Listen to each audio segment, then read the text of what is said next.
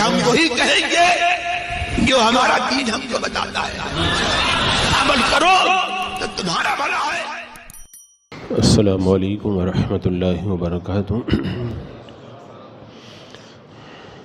الحمد للہ رب العالمین، والصلاة والسلام علی سید الانبیاء والمرسلین، وعلی آلہ واصحابہ وازواجہ واہل بیتہ اجمعین، اما بعد، اعوذ باللہ من الشیطان الرجیم، بسم اللہ الرحمن الرحیم، ولا تہنوا ولا تحزنوا وانتم الاعلون ان کنتم مؤمنین، صدق اللہ مولانا العظیم وصدق رسولہ النبی الامین المتین الکریم، ونحن علی ذلک لمن الشاہدین والشاکرین والحمد للہ رب العالمین۔ حصول برکت کے لیے انتہائی عقیدت و محبت کے ساتھ حضور اکرم سید عالم نور مجسم ارواحنا فدا محمد الرسول اللہ صلی اللہ تعالی علیہ وسلم کی پر نور بارگاہ میں درود و سلام کا ہدیہ پیش کر لیں۔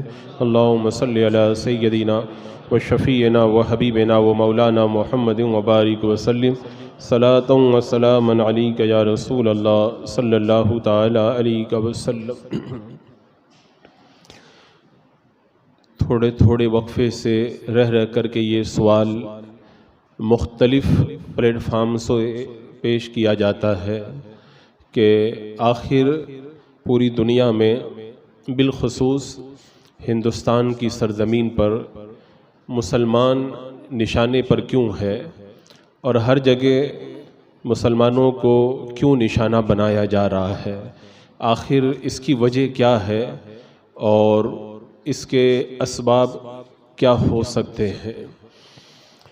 میں یہ عرض کروں گا کہ مسلمانوں کو نشانہ بنایا جانا یہ کوئی نئی بات نہیں ہے، نشانہ پہلے بھی بہت بنایا گیا، ہر دور میں بنایا گیا۔ نئی بات اور نیا مسئلہ یہاں پر یہ ہے کہ اس سے پہلے پوری دنیا کی قومیں مسلمانوں کے خلاف متحد رہیں، مسلمانوں کو نشانے پہ رکھا، لیکن اللہ تبارک و تعالیٰ نے غلبہ مسلمانوں ہی کو عطا فرمایا۔ جو بھی اسلام کی مخالف طاقتیں تھیں وہ ہمیشہ مغلوب ہو کر کے رہیں اور پست ہو کر کے رہیں۔ آج جو مسئلہ ہے وہ یہ نہیں ہے کہ مسلمان نشانے پر کیوں ہے، آج مسئلہ یہ ہے کہ آج مسلمان مغلوب کیوں ہے۔ کل نشانے پہ تھا تو غالب تھا، آج نشانے پہ ہے تو غالب کیوں نہیں ہے۔ سوال اصل یہ ہے، اور اس نقطے کے اوپر غور کرنے کی ضرورت ہے، کیونکہ اگر خالی یہ کہہ کر کے بات چھوڑ دی جائے اور اس پر خالی تبصرہ کیا جائے کہ مسلمان نشانے پر کیوں ہے، تو آپ تاریخ پڑھ کے دیکھ لیں، ہر دور میں ہوا ہے وہ جو آج ہو رہا ہے۔ بالخصوص اسلام کے ابتدائی دور کو آپ پڑھ کر کے دیکھ لیں، سیرت طیبہ کا مطالعہ آپ کر کے دیکھ لیں۔ آج اگر گھر واپسی کے نام پر مسلمانوں کو نشانہ بنایا جا رہا ہے تو کیا ابتدائی اسلام کے اندر اسلام قبول کرنے والے صحابہ کرام کو دوبارہ کفر کی طرف پلٹانے کے لیے کوششیں نہیں ہوئی تھی؟ آپ سیرت پڑھیں گے تو قدم قدم پر آپ کو اس کے نقوش نظر آئیں گے۔ حضرت عثمان غنی رضی اللہ تعالیٰ عنہ نے جب اسلام قبول کیا تو بڑے مالدار گھرانے کے فرد تھے، آپ کے چچا نے آپ کو رسیوں سے باندھ دیا اور کہا کہ اس وقت تک تمہیں ہم نہیں چھوڑیں گے جب تک کہ تم اسلام کو چھوڑ کر کے دوبارہ کفر کی طرف نہ آ جاؤ۔ حضرت عثمان غنی رضی اللہ تعالیٰ عنہ نے جواب کے اندر کہا تھا کہ اے میرے چچا، اگر میرے جسم کے تم ٹکڑے ٹکڑے کر دو اور میرے جسم میں ایک نہیں اگر 100 جانیں ہوں، سب بھی اگر رائے خدا کے اندر قربان ہو جائے، تب بھی اسلام جیسی عظیم دولت کو میں چھوڑنا کبھی بھی گوارا نہیں کروں گا۔ تو یہ گھر واپسی کا مسئلہ بھی جو نشانے پہ لے کر کے آج ہماری نگاہوں کے سامنے پہلے بھی رہا ہے، آج اگر یہ بات کہی جاتی ہے کہ قرآن مقدس کی کچھ آیتوں کے اوپر پابندی لگائی جائے، قرآن مقدس کی ان آیتوں کو نہ پڑھنے دیا جائے، ان کو نہ چھاپنے دیا جائے، تو یہ تو مسئلہ پہلے بھی تھا۔ حضرت ابو بکر صدیق رضی اللہ تعالیٰ عنہ جب مکہ چھوڑ کر کے جا رہے تھے، ایک مکہ کے سردار نے پوچھا تھا کہ کیوں جا رہے ہو؟ تو حضرت سیدنا صدیق اکبر رضی اللہ تعالیٰ عنہ نے یہی تو جواب دیا تھا کہ میں جب قرآن کی تلاوت کرتا ہوں، نماز پڑھتا ہوں، مجھے روکا جاتا ہے، میں باہر جا رہا ہوں تاکہ کھل کر کے اپنے رب کا کلام پڑھوں اور نماز پڑھا کروں۔ سردار مکہ نے کہا میرے ساتھ میں چلو، میں اپنی پناہ میں آپ کو لے کر کے چلتا ہوں۔ کفار مکہ سے یہ عہد لیا کہ میں ان کو اپنی پناہ میں لیتا ہوں، تو انہوں نے کہا تھا ہماری ایک شرط ہے کہ یہ قرآن مقدس باہر نہیں پڑھا کریں گے، کیونکہ جب یہ قرآن پڑھتے ہیں تو ہمارے بچوں اور ہماری عورتوں کے اوپر اس کا برا اثر پڑتا ہے۔ اب اس وعدے کے اوپر حضرت سیدنا ابو بکر صدیق رضی اللہ تعالیٰ عنہ دوبارہ مکہ میں تشریف لائے۔ کچھ دن تک تو اپنے مکان کے اندر قرآن مقدس کی تلاوت کرتے رہے، لیکن آخر آپ نے ایک دن کہا کہ سب لوگ جھوٹے معبودوں کو کھلم کھلا ان کی عبادت کریں اور میں اپنے خدا کی عبادت چھپ کر کے کروں، یہ مجھ سے نہیں ہو پائے گا۔ صحن میں نکل کر کے آئے، صحن میں نماز پڑھنے لگے، قرآن کی تلاوت ہونے لگی، بچوں کا عورتوں کا ہجوم لگ گیا، کفار آ گئے، روکنا چاہا۔ سردار مکہ کی پناہ کی بات آئی تو اس نے کہا کہ اے ابو بکر اگر باہر قرآن پڑھو گے تو پھر میں پناہ نہیں دوں گا۔ حضرت سیدنا صدیق اکبر نے کہا مجھے تمہاری پناہ کی کوئی ضرورت نہیں ہے، میرے خدا کی پناہ میرے لیے کافی ہے، اور میرا رب مجھ سے جیسے راضی ہو میں اس حال کے اوپر راضی ہوں۔ تو یہ آج جو کچھ آیتوں کی تلاوت پہ رکاوٹ کی بات آتی ہے، کل تو قرآن کی ہر آیت سے روکا جا رہا تھا، یہ بھی کوئی نئی بات نہیں ہے۔ آپ سیرت طیبہ کا مطالعہ کریں، جو نشانے پر کیوں ایک ہی بات کہی جاتی ہے، تو اس پر میں یہ عرض کر رہا ہوں نشانے پہ ہر دور میں رہے ہیں۔ آج اگر داڑھی کو بدنام کیا جاتا ہے، ٹوپی کو بدنام کیا جاتا ہے، علماء کو بدنام کیا جاتا ہے، اس وقت نہیں کیا گیا۔ مکہ کے اندر باہر سے جو قافلے آتے تھے تو کفار مکہ اپنے لوگوں کو چوراہوں پر اور جو ہے راستوں کے نکٹ پر بٹھا دیتے تھے کہ جو باہر سے آئے ان کو پہلے ہی بتا دینا کہ مسلمان ایسے ہوتے ہیں ایسے ہوتے ہیں۔ کتنا پروپیگنڈا کیا گیا، یہ بھی تو کل ہی کی پرانی بات ہے، یہ کوئی نئی بات نہیں ہے۔ اسی طرح آپ دیکھ لیں کہ اگر آج نماز سے روکا جاتا ہے تو کیا کل میرے آقا صلی اللہ تعالیٰ علیہ وسلم نے دار ارقم کے اندر نمازیں نہیں پڑھی ہیں؟ حضرت عمر فاروق جب ایمان لائے تھے تو انہوں نے یہی تو کہا تھا یا رسول اللہ سب تو خانہ کعبہ میں عبادت کرتے ہیں، آپ یہاں پر مکان میں نماز پڑھتے ہیں؟ تو آپ نے فرمایا تھا عمر میں جب نماز پڑھتا ہوں حرم کے اندر تو تیری قوم ظلم کرتی ہے۔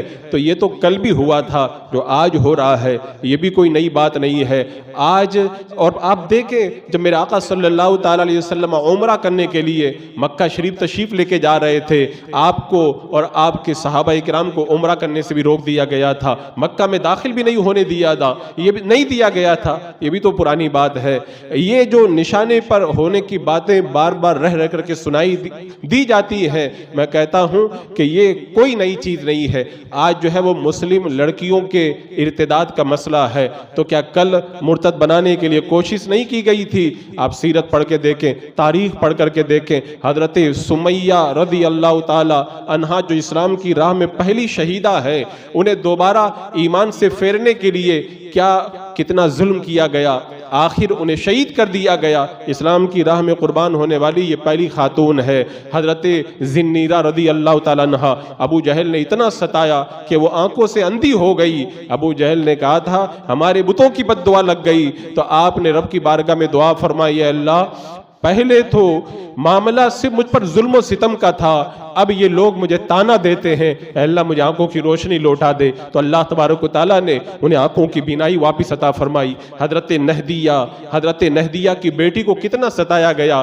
ان کی مالکہ نے کہ تم ایمان سے پھر جاؤ، اور جو شادی کا لالچ دے کر مال کا لالچ دے کر مرتد بنایا جاتا ہے، کیا کل ابو طلحہ نے حضرت ام سلیم سے نہیں کہا تھا کہ مجھ سے نکاح کر لو؟ تو انہوں نے یہی تو جواب دیا تھا مومنہ عورت کافر سے نکاح نہیں کر سکتی ہے۔ حضرت خولا سے کیا سردار نے نہیں کہا تھا کہ مجھ سے تم نکاح کر لو؟ تو انہوں نے یہی تو جواب دیا تھا، میں تمہاری بکریاں چرانا بھی گوارا نہیں کروں گی، اس لیے کہ میں مومنہ ہوں۔ تو یہ ارتداد کا جو مسئلہ ہے یہ بھی کوئی نیا مسئلہ نہیں ہے، یہ بھی بہت پہلے کوششیں ہو چکی ہیں۔ حضرات مکرم، میں کہتا ہوں آج جتنی چیزیں ہماری نگاہوں کے سامنے ہیں، ایک ایک چیز کو اپنی نگاہوں کے سامنے رکھیں اور سب کا الگ الگ تجزیہ کریں، تو کل جس طرح ہم نشانے پر تھے آج بھی نشانے پر ہے۔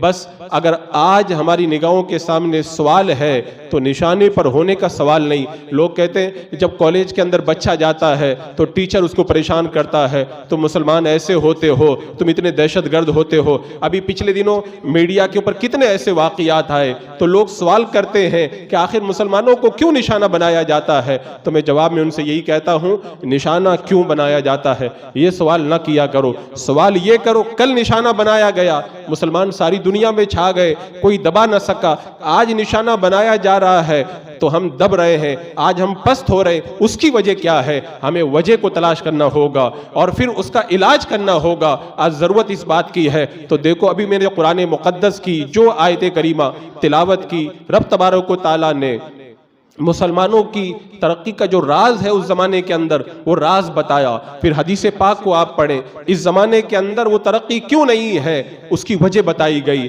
اور جب آپ وجہ جانیں اور اس مرض کو دور کریں گے تو انشاءاللہ اللہ تبارک و تعالیٰ پھر وہ ماضی کی ترقیاں نصیب فرمائے گا۔ اللہ تبارک و تعالیٰ قرآن مقدس میں ارشاد فرماتا ہے وَلَا تَهِنُوا وَلَا تَحْزَنُوا وَأَنْتُمُ الْأَعْلَوْنَ إِن كُنتُم مُؤْمِنِينَ۔ اللہ تبارک و تعالیٰ نے ارشاد فرمایا سستی نہ کرو، غم نہ کرو، تم ہی غالب آؤ گے اگر تم ایمان والے ہو۔ ان کنتم مؤمنین کی تفسیر کرتے ہوئے صاحب مدارک فرماتے ہیں اس سے مراد یہ ہے کہ اگر تمہارا ایمان صحیح ہے، اگر تمہارا ایمان پختہ ہے، اللہ پر تمہارا اللہ کے وعدے پر تمہارا بھروسہ کامل ہے، تو اللہ تعالیٰ اس کی وجہ سے تمہارے دلوں کو قوت عطا فرمائے گا اور تم غالب آ جاؤ گے۔ تو اللہ تبارک و تعالیٰ نے غلبہ کا راز کیا بتایا؟ ایمان تمہارا مضبوط ہو، دین کے اوپر تم عمل کرو گے تو تمہارا ایمان بڑا مضبوط ہوگا۔ اور اس زمانے کے اندر یہ چیز پائی جاتی تھی۔ آؤ میں آپ کو بتاتا ہوں، جب انطاکیہ شہر کے اندر رومیوں کا لشکر مسلمانوں سے شکست کھا کر کے انطاکیہ میں داخل ہوا، شاہ روم ہرقل نے سارے فوجیوں کو طلب کیا اور طلب کرنے کے بعد میں پوچھا کہ مجھے بتاؤ تم جن سے لڑنے کے لیے گئے تھے کیا وہ انسان نہیں ہے؟ سپاہیوں نے کہا وہ انسان ہے۔ کہا وہ تم سے تعداد میں کیا زیادہ تھے یا کم تھے؟ سب نے کہا کہ ہم سے تعداد کے اندر بہت کم تھے۔ تو بادشاہ غصے میں آیا، کہا جب تم انسانوں سے لڑنے گئے تھے وہ تم سے تعداد کے اندر کم تھے تو تم کیوں ہار گئے؟ مجھے اس کا جواب دو۔ اب سپاہی کانپ رہے ہیں، کوئی جواب دینے کی ہمت نہیں کر رہا۔ ایک ہوشیار اور دانا جنرل آگے بڑھا، اس نے کہا کہ بادشاہ سلامت، اگر جان کی امان پاؤں تو میں وجہ بتاؤں۔ بادشاہ نے کہا ہاں وجہ بتاؤ۔ اس کی آنکھوں میں جھانک کر کے بادشاہ نے جان لیا کہ یہ ہوشیار سپاہی ہے۔ کہا بتاؤ کیا وجہ ہے؟ تو اس نے گردن جھکا کر کے کہا بادشاہ ہم انسانوں سے لڑنے گئے تھے، وہ ہم سے کم تھے لیکن ہم اس لیے ہار گئے۔ وہ لوگ دن میں نماز پڑھتے ہیں، وہ لوگ رات میں روزہ رکھتے ہیں، اچھی باتوں کا حکم دیتے ہیں، بری باتوں سے منع کرتے ہیں، جب وعدہ کرتے ہیں تو وعدہ خلافی نہیں کرتے ہیں، وہ کسی پر ظلم نہیں کرتے، وہ انصاف کا معاملہ کرتے ہیں۔ اور ہمارے سپاہی دن میں بھی برائی کرتے ہیں، شراب پیتے ہیں، زنا کرتے ہیں، ظلم کرتے ہیں، فساد بپا کرتے ہیں۔ یہ وجہ ہے وہ لوگ جیت جاتے ہیں، ہم لوگ ہار جاتے ہیں۔ شاہ روم ہرقل اپنے تخت پر بیٹھا ہوا، اس نے جب اس بات کو سنا تو گردن ہلا کے کہا کہ اے جنرل تم نے صحیح بات کہی ہے۔ اب مجھے بتاؤ اس دور کے اندر جب تعداد کے اندر مسلمان کم تھے، نشانہ بنایا گیا، اللہ نے فتح عطا فرمائی، اور خود دشمن بھی اس بات کا اعتراف کر رہا ہے کہ اگر یہ لوگ غالب ہیں، نشانے پہ آنے کے باوجود بھی اگر یہ جیت رہے ہیں، اس کی وجہ یہ ہے ان کا ایمان مضبوط ہے اور یہ دین کے اوپر سختی سے اوپر قائم ہے، اللہ کی ذات پر ان کا بھروسہ ہے، یہ گناہوں سے بچتے ہیں اور نیک کام کرتے ہیں۔ تو اللہ تبارک و تعالیٰ نے ہمیں یہ راز بتایا، اگر تم جیتنا چاہتے ہو تو یہ تمہارے لیے راز ہے۔ اور آج کیا ہے؟ اللہ کے رسول علیہ السلام نے ارشاد فرمایا، یہ بیماری ہے جو میرے آقا نے بتائی تھی۔ آقا کریم صلی اللہ تعالیٰ علیہ وسلم نے ایک موقع پہ ارشاد فرمایا، مفہوم حدیث ہے کہ دنیا کی ساری قومیں تم پر ٹوٹ پڑیں گی، جیسے لوگ پیالے کے اوپر ٹوٹ پڑتے ہیں، کھانے کے لیے جیسے پیالے پہ ٹوٹ پڑتے ہیں، ساری قومیں ایسے تم پر ٹوٹ پڑیں گی۔ صحابہ کرام نے عرض کی، یا رسول اللہ کہ ہم تعداد کے اندر کم ہو جائیں گے؟ میرے آقا علیہ السلام نے فرمایا نہیں۔ صحابہ نے پوچھا، یا رسول اللہ پھر آخر اس کی وجہ کیا ہے؟ میرے آقا نے فرمایا، اس وقت تم سیلاب کے جھاگ کی طرح یا سیلاب کے تنکوں کی طرح بے وقعت ہو جاؤ گے، اور وجہ اس کی میرے آقا نے بیان فرمائی۔ آقا علیہ السلام نے ارشاد فرمایا، تمہاری وقعت اس لیے کم ہو جائے گی کہ اللہ تبارک و تعالی تمہارے دشمنوں کے دلوں سے تمہارا خوف نکال دے گا اور تمہارے دلوں کے اندر وہن ڈال دے گا۔ صحابہ نے پوچھا، یا رسول اللہ یہ وہن کیا ہوتا ہے؟ میرے آقا نے فرمایا، دنیا کی محبت اور موت کا ڈر اور موت سے نفرت، یہ دو چیزیں تمہارے اندر پیدا ہوں گی۔ جب ایسی کیفیت پیدا ہو جائے گی تو فرمایا تم تعداد میں زیادہ ہونے کے باوجود بھی بے وقت ہو جاؤ گے، کچھ نہ کر پاؤ گے۔ یہ ہے بیماری۔ اب آپ دیکھیں کیا یہ بیماری ہمارے اندر موجود ہے؟ دنیا کی محبت کی بیماری ہمارے اندر کیا واقعی پائی جاتی ہے؟ آپ اگر جائزہ لیں تو میں پورے یقین کے ساتھ کہتا ہوں، میرے آقا نے جو ہماری بے وقعت اور ہمارے جو ہے وہ دب جانے کی جو وجہ بتائی ہے، وہ بیماری آج ہمارے اندر موجود ہے۔ آج ہم نماز چھوڑ رہے ہیں، کیوں چھوڑ رہے ہیں؟ کہ دنیا کی وجہ سے، کہ میری نیند خراب ہوگی۔ ہم نماز کیوں ترک کر رہے ہیں؟ اس لیے کہ میرے کاروبار کا ٹائم ہوتا ہے۔ یہ ہے دنیا کی محبت۔ آپ روزہ کیوں ترک کر رہے ہیں؟ میں کام پہ چلا جاتا ہوں، روزہ نہیں رکھ پاتا۔ یہ ہے دنیا کی محبت۔ آپ اپنی زکوٰۃ دینے سے دل کیوں چراتے ہیں؟ میرا مال کم ہو جائے گا۔ یہ ہے دنیا کی محبت۔ آپ کے پاس میں لاکھوں روپیہ رکھا ہے، آپ حج کے لیے کیوں نہیں جاتے؟ حضرت ہم کو ایک فلیٹ لینا ہے، اپنے بچوں کی شادی کرنا ہے، اس کے بعد میں جو ہے میں حج کروں گا۔ یہ ہے دنیا کی محبت۔ آپ جائزہ لیں، آپ سود لے رہے ہیں، کیوں؟ یہ دنیا کی محبت مال کی وجہ سے۔ رشوت خوری کیوں کر رہے ہیں؟ دنیا کی محبت کی وجہ سے۔ اگر آپ جو ہے وہ بد مذہبوں سے مل رہے ہیں تاکہ ان کے ساتھ کاروبار کریں، یہ ہے دنیا کی محبت۔ آپ بد مذہبوں کے سامنے، وہابیوں دیوبندیوں کے ساتھ میں میٹھے بن کر کے کیوں بیٹھے ہیں؟ صرف دنیا کی وجہ سے۔ یہ ہے دنیا کی محبت۔ آپ اپنا جائزہ لے کر کے دیکھیں، میں کہتا ہوں دنیا کی محبت میں ہم ڈوب چکے ہیں، اور دنیا کی محبت میرے آقا نے فرمایا یہ وہ بیماری ہے، جب میری امت میں یہ بیماری پیدا ہوگی تو میری امت زیادہ ہو کر بھی دب کر کے رہ جائے گی۔ آج عورتوں کو دیکھیں، فیشن کر رہی ہیں شریعت کے خلاف، کیوں؟ دنیا کی محبت کی وجہ سے۔ آج شادیوں کے اندر بے پردگی کا مظاہرہ کر رہی ہے، کیوں؟ دنیا کی محبت کی وجہ سے۔ آج ویڈیو گرافی، تصویر کشی کر کے عیاشیوں میں جو مبتلا ہیں، کس بنیاد پر؟ صرف اور صرف دنیا کی محبت کی وجہ سے۔ بہت ساری کڑوی باتیں ہیں، اگر میں کہوں تو آپ لوگوں کے دل کو چوٹ لگے گی، لیکن میں کہتا ہوں ان سب کے اندر دنیا کی محبت کا ہاتھ ہے۔ کبھی کبھی صبح کے وقت میں کبھی موبائل کوئی کتاب وغیرہ دیکھنے کا اتفاق ہو جاتا ہے تو موبائل جب آن کرتے ہیں نیٹ تو دیکھ کر کے تعجب ہوتا ہے، ایسے لوگ نیٹ پر آن لائن نظر آتے ہیں جو فجر کی نماز میں کبھی بھی نظر نہیں آئے۔ بتاؤ یہ دنیا کی محبت نہیں ہے تو کیا ہے؟ خدا کی بارگاہ کے اندر آنے کے ہمارے پاس وقت نہیں، اور ہمارا موبائل کا نیٹ آن ہے، اور ہم جو ہے وہ دنیا داری کے اندر پھنسے ہوئے ہیں۔ اگر خدا کا کلام پیش کیا جائے، کوئی بندہ اگر پیسہ خرچ کرے، مسجد میں لا کر کے قرآن رکھ دے، تب بھی ہم تلاوت کے لیے تیار نہیں، اور خود پیسہ دے کر کے اخبار خرید کر کے لائیں گے، اس کو پڑھیں گے۔ یہ ہے دنیا کی محبت کا غلبہ۔ اور آپ دیکھیں اگر دنیا کا کوئی جو ہے معاملہ پیش آ جائے تو ہم فوراً تلاش کریں گے کون جیتا اور کون ہارا، اور جب ہمیں جو ہے اسلام کی تاریخ کی بات کہی جائے، ہمیں پتہ ہی نہیں کہ اسلامی تاریخ کے اندر کس کی فتح ہوئی تھی، کس کی شکست ہوئی تھی۔ یہ دنیا کی محبت کا غلبہ ہے۔ آپ ساری جو ہے مجھے تو کبھی کبھی اتنا افسوس ہوتا ہے، ایک صاحب میرے پاس میں آئے اور آ کر کے کہنے لگے میں دینی تعلیم پڑھنا چاہتا ہوں۔ میرے ماں باپ نے کہا کہ دینی تعلیم پڑھو گے تو ہم تمہیں گھر میں نہیں آنے دیں گے۔ یہ دیکھیں دنیا کی محبت آپ دیکھیں۔ ایک بچہ کالج کا مجھ سے آ کر کے کہنے لگا کہ میں مسجد میں نماز کے بعد بیٹھ کر کے کچھ وظیفہ وغیرہ پڑھتا ہوں، تو میرے ماں باپ نے کہا کہ زیادہ اگر مسجد میں بیٹھو گے تو ہم تمہیں مسجد میں نماز کے لیے جانے ہی نہیں دیں گے۔ یہ دیکھیں دنیا کی محبت کتنی ہمارے اوپر غالب آئی ہے۔ اور ایک بچے نے کہا کہ حضرت میں داڑھی رکھوانا چاہتا ہوں، میرے باپ نے کہا کہ اگر داڑھی رکھواؤ تو میرے گھر میں بتانا تم۔ یہ حالات جب پیدا ہو جائیں تو پھر اگر کفار ہمارے اوپر غالب نہ آئے تو کیا ہوگا؟ حضرات، حضرت ابن قدامہ رضی اللہ تعالیٰ عنہ آپ ایک شہر کے اندر گئے اور آپ نے لوگوں کو جہاد کی ترغیب دی، اللہ کی راہ کی طرف بلایا۔ جب آپ تقریر کر کے روانہ ہوئے، پیچھے سے ایک عورت نے آواز دی، اے ابن قدامہ، آپ نے مڑ کر کے نہیں دیکھا کہ شیطان بہکا رہا ہے۔ اس عورت نے کہا، آپ کو خدا کا واسطہ آپ 1 منٹ کے لیے رک جائیے۔ حضرت ابن قدامہ رک گئے، وہ عورت آگے بڑھی، اس نے کہا کہ یہ ایک خط ہے، اس کو آپ رکھ لیں، اور یہ ایک گٹری ہے، اس کو اپنے پاس میں آپ رکھ لیں۔ چھوٹی سی تھیلی اس نے دی اور وہ عورت دے کر کے چلی گئی۔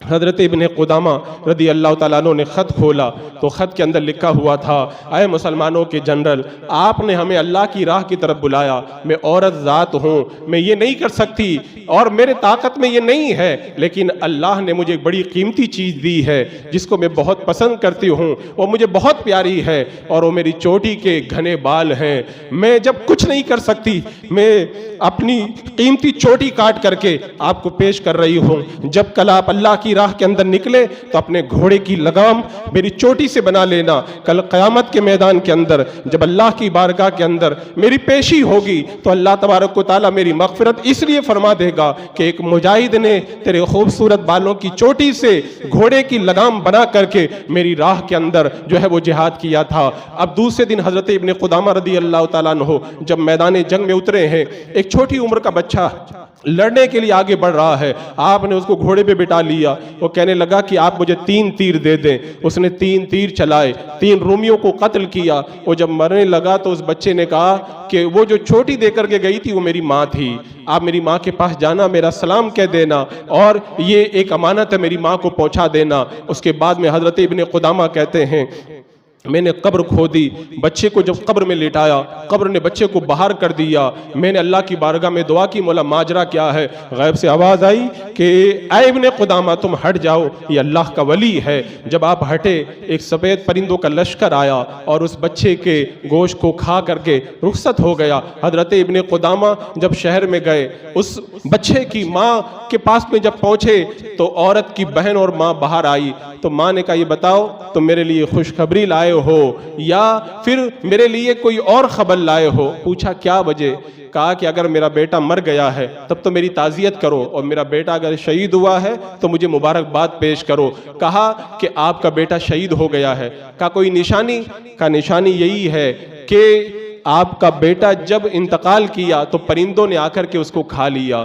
کہا کہ ایک تحفہ بھی آپ کے حوالے کیا ہے۔ جب گٹری کو کھول کر کے دیکھا، اس کے اندر ایک جھبا تھا اور ساتھ کے اندر ایک زنجیر تھی۔ تو ماں نے بتایا میرا بیٹا جب رات ہوتی تھی جھبا پہنتا تھا اور زنجیر سے باندھ کر کے اللہ کی بارگاہ میں دعا کرتا تھا، اے اللہ کل قیامت کے دن جب تو مجھ کو اٹھائے تو مجھے زمین سے نہ اٹھانا بلکہ پرندوں کے جسموں سے مجھے اٹھانا۔ اللہ نے میرے بچے کی دعا کو قبول فرما لیا ہے۔ یہ ماں جو اپنی چوٹی کاٹ کر کے دین کے لیے دے دے، اور ان کا وہ بچہ جو اللہ کی بارگاہ میں دعا بھی کرے تو کیسی انوکھی دعا کرے۔ جب ایسی مائیں اور ایسے بچے تھے تو اللہ نے اسلام کو اس زمانے میں غلبہ عطا فرمایا جب ساری دنیا مسلمانوں کے خلاف ٹوٹ پڑی تھی، اور آج وہ سارا جذبہ سرد ہو گیا۔ بچے کو مسجد سے روکا جا رہا ہے، داڑھی سے روکا جا رہا ہے، دینی تعلیم سے روکا جا رہا ہے۔ تو ایسے حالات بن گئے ہیں۔ آج دنیا والے اگر نیتا کچھ بیان کریں، ہمیں سننے کا شوق پیدا ہوتا ہے، رب کا کلام سننے کا شوق نہیں ہے۔ باہر آپ قوالی کی محفل سجا دو، میں کہتا ہوں اگر قوالوں کی ٹیم اگر باہر آ کر کے بیٹھ جائے تو دیکھو اتنا مجمع لگ جائے گا کہ پاؤں رکھنے کی جگہ نہ ملے گی۔ اور اعلان کر دو مسجد میں آج قرآن و سنت کی روشنی کے اندر دینی باتیں بتائی جائیں گی تو 50 سے زیادہ آدمی آپ کو نظر نہیں آئیں گے۔ یہ حالات ہیں۔ میرے آقا نے بیماری بتائی ہے، یہ بیماری یہی ہے دنیا کی محبت، اور دنیا کی محبت یہ بیماری جب تک دور نہ ہوگی اس وقت تک ہم نشانے پہ رہتے ہوئے مغلوب ہوتے رہیں گے۔ حجیجان مکرم، آج کے اس پرفتن دور کے اندر ہمیں اس بیماری کو دور کرنا ہوگا۔ مضبوط ایمان جو ہماری طاقت کا راز ہے اس کو واپس لانا ہوگا۔ پھر دیکھو اللہ تبارک و تعالیٰ کیسا غلبہ ہمیں عطا فرماتا ہے۔ حضرات مکرم، اور ایک بات میں اور بتاؤں، آج جو مسلمانوں کو نشانے پہ لیا گیا ہے اس کی ایک بڑی وجہ ہے، اچھے لوگ زیادہ ہیں، برے لوگ بہت کم ہیں، لیکن جو لوگ برے ہیں وہ لوگوں کا ذہن خراب کر رہے ہیں، نفرت پیدا کر رہے ہیں، مسلمانوں کی ہسٹری کو بگاڑ کر کے پیش کر رہے ہیں کہ مسلمان دہشت گرد ہوتے ہیں، یہ ظلم کرتے ہیں، عورتوں کو مقید کر کے رکھتے ہیں، یہ کرتے ہیں، وہ کرتے ہیں۔ آج ضرورت اس بات کی ہے اسلام کی جو صحیح تعلیمات ہے ہم غیروں تک پہنچائیں تاکہ ان کو پتہ چلے کہ مسلمان قابل نفرت قوم نہیں ہے بلکہ قابل عزت قوم ہے. انہیں یہ پیغام ہے دینا ہوگا. پیغام دینے کا دو طریقہ، ایک تو ہم میڈیا کے ذریعے پیغام دیں اور دوسرا اپنے عمل کے ذریعے پیغام دیں. اگر میڈیا کے ذریعے ہم پیغام دیں گے اس کا اتنا اثر نہیں ہوگا، اس لیے کہ ہم ایک پیغام دیں گے، وہ جواب کے اندر اس کے 10 جواب لکھ دیں گے اور لوگوں کا ذہن جو ہے وہ برین واش کر دیں گے. اگر اس دور کے اندر اسلام کی سچی تصویر آپ کو دکھانی ہے تو اپنے عمل سے دکھانی ہوگی. جھوٹ سے آپ بچیں، وعدہ خلافی سے بچیں، امانت داری کا ثبوت پیش کریں، لوگوں کے ساتھ اچھے اخلاق سے پیش آئیں، دین کے اوپر عمل کریں، اسلام کی صحیح تعلیمات، سنت مصطفیٰ، اللہ کے رسول علیہ السلام کے فرامین، قرآن کی آیتوں پہ عمل کریں. جب لوگ آپ کو دیکھیں گے کہ لوگ تو بتاتے ہیں کہ مسلمان قابل نفرت قوم ہے، یہ تو کتنا اچھا مسلمان ہے. آپ کو شاید معلوم ہوگا کہ جب ہندوستان میں اسلام نہ آیا تھا، مالابار کی بندرگاہ پہ کچھ تاجر لوگ تجارت کے لیے آیا کرتے تھے، اور جب وہ تجارت کرتے تھے اچھا مال کبھی کبھی ایسا ہوتا تھا اس کو کم قیمت میں بیچ دیتے تھے، تو یہاں کے لوگ پوچھتے تھے اتنا اچھا مال ہے، اتنا سستا دے رہے ہو؟ تو مسلمان تاجر کہا کرتے تھے یہ مال تو اچھا ہے لیکن اندر سے اس کی تھوڑی کوالٹی خراب ہے اس لیے سستا دے رہے ہیں. تو یہاں کے لوگوں کے دلوں پہ اثر ہوتا تھا کہ بتاؤ جو چیز ہمیں پتہ نہیں ہے اس کو بتا کر کے اتنی امانت داری کے ساتھ میں جو قوم تجارت کرتی ہے ان کا دین کبھی غلط ہو ہی نہیں سکتا. اور مسلمانوں کے اس کردار کی وجہ سے مالابار سے اسلام کی روشنی آگے بڑھنا شروع ہوئی تھی. آپ کو معلوم ہوگا کہ بابری مسجد جب شہید کی گئی تو بابری مسجد شہید کرنے میں جو لوگ آگے تھے ان میں سے ایک شخص بعد میں مسلمان ہو گیا. اس نے کہا تھا میں 100 مسجدیں بناؤں گا، اور مرتے وقت اس نے ایک بات کہی تھی کہ میرے ذہن کو اتنا خراب کر دیا گیا تھا کہ مسلمان قابل نفرت قوم ہے، لیکن بعد میں مجھے جب صحیح باتیں پتہ چلی تو میں کلمہ پڑھ کر کے مسلمان ہو گیا. تو آج اگر ہمیں صحیح معنوں کے اندر نفرت کا ماحول ختم کرنا ہے تو اس کا سب سے اچھا طریقہ ہے ہم لوگوں کو یہ بتائیں اسلام ہے کیا، اور زبان سے خالی نہ بتائیں، اپنے کردار سے بتائیں، اچھے مسلمان بن کر کے بتائیں. حضرت عبداللہ ابن عباس رضی اللہ تعالیٰ عنہ فرماتے ہیں حضرت شریک رضی اللہ تعالیٰ عنہ نے جب مکہ میں اسلام قبول کیا وہ اندر عورتوں کے اندر اسلام کی تبلیغ کرنے لگی. کافروں کو پتہ چل گیا، ان کو پکڑ لیا اور پکڑ کر کے کہا تیری قوم کا اگر خیال نہ ہوتا ہم تجھے قتل کر دیتے. اور پھر انہیں ایک ننگی پشت پر اونٹ کی سوار کیا، کہا اسے جاؤ اس کی قوم میں واپس چھوڑ کر کے چلے آؤ. اب ان کو لے کر کے چلے، 3 دن تک نہ کھانا دیا نہ پانی دیا، راستے کے اندر دھوپ کے اندر بیٹھا دیتے، خود چھاؤں میں چلے جاتے، 3 دن تک ظلم و ستم کرتے رہے. حضرت شریک رضی اللہ تعالیٰ عنہ ظلم و ستم برداشت کرتی رہی. 3 دن کے بعد میں جب جان لبوں پہ آئی کیا دیکھا کہ آسمان سے ایک جو ہے وہ پیالہ اترا پانی کا، ان کے لبوں پہ آیا، انہوں نے پانی پیا، اوپر چلا گیا، پھر آیا، پھر پانی پیا. چند مرتبہ ایسا ہوا، اپنے جسم پہ پانی ڈالا، اپنی سواری پہ ڈالا. جب کافر لوگ بیدار ہوئے کہا کہ لگتا ہے تو نے ہمارے برتنوں سے پانی چرایا ہے. کہا قسم خدا کی میں نے پانی نہیں چرایا. کہا یہ پانی کہاں سے آیا کہ تیرا جسم تر نظر آ رہا ہے؟ کہا میرے ساتھ ایسا واقعہ آیا، اللہ نے میرے لیے غیب سے پانی نازل کیا. جب انہوں نے جا کر کے اپنے برتنوں کو سنبھالا تو برتنوں میں پانی سلامت تھا، تو آ کر کے سب بولنے لگے کہ اے شریک تیرے ایمان کی وجہ سے ہم تجھے مکہ سے نکال کر کے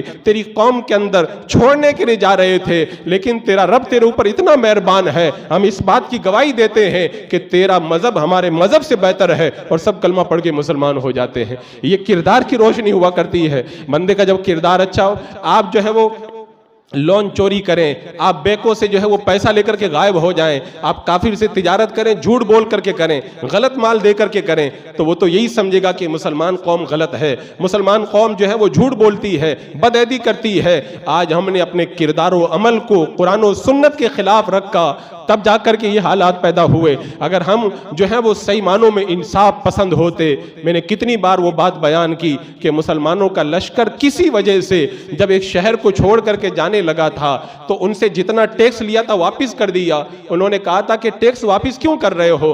کہا ہمیں کہیں اور جانا ہے، یہ ہم نے ٹیکس لیا تھا تمہاری حفاظت کے لیے، اب ہمیں دوسری جنگ میں جانا ہے، ہم تمہاری حفاظت نہیں کر سکیں گے.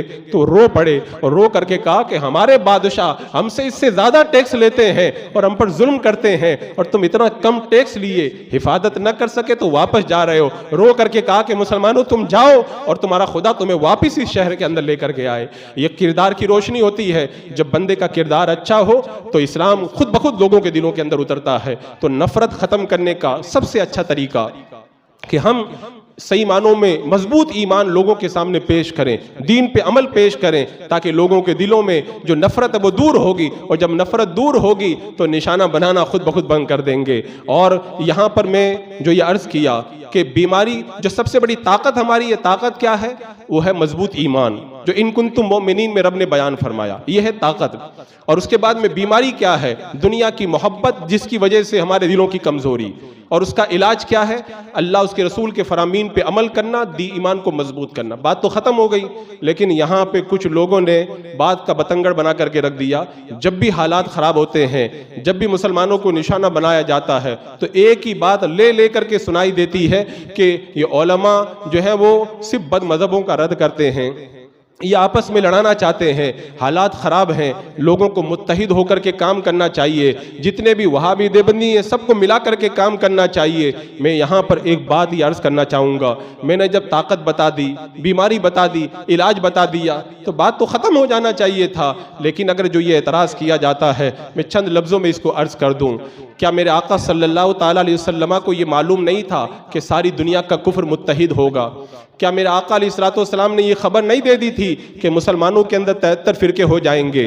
تو میرے آقا علیہ السلام جب یہ بھی جان رہے ہیں کہ کفر متحد ہو کر مسلمانوں پہ حملہ آور ہوگا، اور میرے آقا علیہ السلام یہ بھی جان رہے ہیں کہ مسلمان فرقوں میں بڑھ جائیں گے، تو پھر میرے آقا علیہ السلام نے یہ تو نہیں کہا کہ جب کفر متحد ہو جائے تو تم بھی متحد ہو جانا اور سب جو ہے وہ مرتدین کے ساتھ میں میل جول شروع کر دینا. میرے آقا نے بتایا تو یہ بتایا کہ جب وہ گمراہ فرقے بن جائیں، ان کے ساتھ میں کھانا پینا مت، ان کے ساتھ میں اٹھنا بیٹھنا مت، ان کے پیچھے نماز مت پڑھنا، ان کے جنازے کی نماز نہ پڑھنا، ان کے ساتھ میں دوستی یاری مت کرنا، ان کی صحبت مت اختیار کرنا. میرے آقا سب کچھ جان رہے ہیں اور اس کے باوجود بھی کہہ رہے ہیں اتحاد مت کرنا. اس کا مطلب یہ ہوا کہ بیماری کا علاج یہ نہیں ہے جو لوگ کہہ رہے ہیں، بیماری کا علاج وہی ہے جو میں نے پہلے بتایا. اور آپ دیکھیں 1400 سال کی تاریخ موجود ہے، 1400 سال میں کتنی مرتبہ مسلمانوں کو نشانہ بنایا گیا. آج تک کسی عالم نے، کسی بزرگ نے یہی نہیں کہا کہ حالات خراب ہو گئے، اب جتنے گمراہ فرقے ہیں سب کو ملا کر کے ان کا مقابلہ کیا جائے. جب تاریخ موجود ہے، سب نے اگر مقابلہ کیا تو مضبوط ایمان کے ساتھ میں مقابلہ کیا. لیکن شیطان کا یہ بہت بڑا وسوسہ ہے ایسے موقع پہ. اور میں ایک بات بتاؤں، یہ بڑے نقطے کی بات ہے، اسے آپ حضرات اپنے ذہن میں رکھ لیں. اللہ تبارک و تعالیٰ نے طاقت کیا بتائی کہ وَأَنْتُمُ الْعَالَوْنَ إِن كُنْتُم مُؤْمِنِينَ، تم غالب آؤ گے اگر ایمان والے ہو. وہابیوں دیوبندیوں نے جب میرے آقا علیہ السلام کی شان میں گستاخی کی تو وہ ایمان سے خارج ہو گئے. تو میرا رب تو فرما رہا ہے طاقت تمہاری ہے ایمان، اور یہ لوگ کیا کہہ رہے ہیں؟ سب کو ملا دو، کفر کو اور ایمان کو ملا دو، تب جا کر کے ہم مضبوط ہو کر کے مقابلہ کر سکیں گے. میرا رب تو طاقت ایمان کو فرما رہا ہے. اور آج کل کے جو نصیحت کرنے والے لوگ ہیں یہ درس یہ دے رہے ہیں کہ اگر مرتدین کو ملا لیا جائے گا تو طاقت بڑھ جائے گی. طاقت نہیں بڑھے گی، بلکہ معاملہ وہی ہوگا کہ اگر کنویں کے اندر اگر نجاست کتا گر جائے، کوئی کتے کو تو نہ نکالے، پانی نکالتا رہے. کنواں پاک ہونے والا نہیں ہے، پہلے اندر سے کتے کو نکالیں گے، اس کے بعد میں جب پانی نکالیں گے تب جا کے کنواں پاک ہوگا. تو کفر اور شان رسالت میں گستاخی یہ تو سب سے بڑی بیماری ہے. اگر اس بیماری کو لے کر کے طاقت حاصل کرنا چاہیں گے کبھی بھی طاقت حاصل نہیں ہو پائے گی. حضرات مکرم، یہ کوئی اتنی پیچیدہ بات نہیں ہے، اور میں یہ کہتا ہوں کہ یہ ہم علماء نے اپنی طرف سے یہ بات نہیں کہی ہے. یہ بات تو قرآن و سنت کی روشنی میں ثابت ہے کہ ایمان مسلمانوں کی بڑی طاقت ہے، اور اس طاقت ہی کے ذریعے قوم مسلم آگے بڑھ سکتی ہے. اور ہمارے بزرگوں نے کبھی بھی یہ نہیں کہا کہ بد مذہبوں کے ساتھ میں اتحاد کر کے ہم غالب آ سکتے ہیں. آپ دیکھیں مسلمانوں کو ورغلانے کے لیے کتنی مرتبہ کوششیں ہوئیں. حضرت کعب رضی اللہ تعالیٰ عنہ کا واقعہ آپ کی نگاہوں کے سامنے ہے کہ حضرت کعب کو غسان کے بادشاہ نے یہ نہیں کہا تھا کہ ہمارے ساتھ میں آ کر کے مل جاؤ. حضرت کعب رو پڑے تھے اور کہا تھا کہ کیا ایسا بھی وقت آیا ہے کہ کفار مجھے اپنے ساتھ میں ملانا چاہتے ہیں؟ ایسا کبھی نہ ہوگا. اس کا وہ خط آپ نے تنور کے اندر ڈال دیا تھا. حضرات مکرم، جو لوگ اس طرح کی نصیحت کرتے ہیں ان سے آپ صاف طور پہ کہہ دو میرا رب قرآن میں فرما چکا غلبہ پانا چاہتے ہو تو ایمان والوں کا غلبہ ہی ہوگا، مضبوط ایمان کے ساتھ غلبہ ہوگا. انہوں نے جو گستاخیاں کی ہیں ان سے توبہ کر لیں، ایمان والے بن جائیں، پھر مل جائیں، اللہ تعالیٰ غلبہ عطا فرمائے گا. حضرات مکرم، ورنہ اگر کوئی اس طرح سے لوگوں کو ورغلاتا رہے تو ہم جو بار بار اس چیز کو ریپیٹ کرتے ہیں، اس لیے ریپیٹ کرتے ہیں کہ ہم نے دیکھا ہے اس کا فائدہ کم ہوا ہے، نقصان زیادہ ہوا ہے بد مذہبوں کے ساتھ میں اتحاد کا، لہذا کبھی بھی غلط طریقے سے علاج نہ کیا جائے، صحیح علاج وہی ہے جو قرآن و سنت کے اندر بتایا گیا ہے۔ اللہ رب قدیر ہمیں صحیح معنوں کے اندر جو ہے وہ ان کنتم مؤمنین میں جس مضبوط ایمان کی ہمیں بشارت دی گئی ہے اس ایمان کے اوپر ہم گامزن ہو جائیں، انشاءاللہ ہم کو لوگ نشانہ بناتے رہیں گے، ان کا نشانہ کچھ بھی نہ کام آئے گا، اللہ تعالیٰ غلبہ دینے والا ہمیں ضرور غلبہ عطا فرمائے گا، آمین ثم آمین۔